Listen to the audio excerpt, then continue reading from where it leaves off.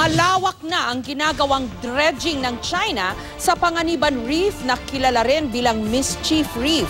Balak daw ng China na gawing pangisdaan ang Mischief Reef na sagana sa yamang dagat. Naghain na ng note verbal ang ating DFA o Department of Foreign Affairs laban sa China kaugnay nito. May report si Sherry Ann Torres.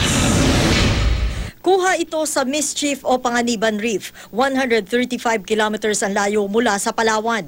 Makikita sa larawan ang lawak ng dredging ng China sa Mischief Reef na inaangkin nito mula pa noong 1995. Maliban sa konkretong gusali, makikita na may mga barko rin sa paligid. Ayon sa AFP Western Command, balak daw gawing pangisdaan ng China ang Mischief Reef na sagana sa yamang dagat. Actually, lately lang yan, diba?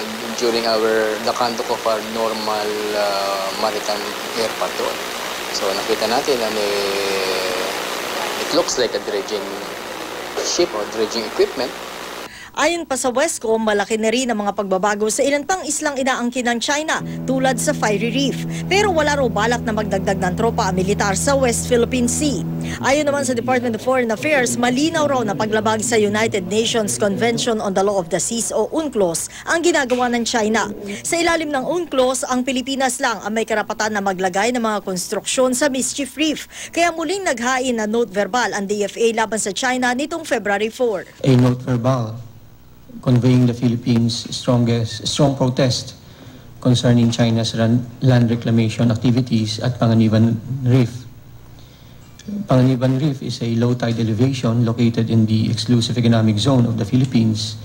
China's reclamation activities constitute a flagrant violation of these rights. Aminado ang DFA sa panganib na dala ng bansa ng ginagawang ito ng China sa Mischief Reef. Clear and present danger. Oo, malapit masyado sa atin yung Mischief Reef. Kumpiyansa ang Department of Foreign Affairs na gugulong ang proseso sa UN Arbitral Tribunal. Ito ay kahit pa pagmatigas ng China na wag na makisali dito. Inaasahan na lalabas ang desisyon tungkol dito sa unang bahagi ng 2016. Sherry Ann Torres, GMA News.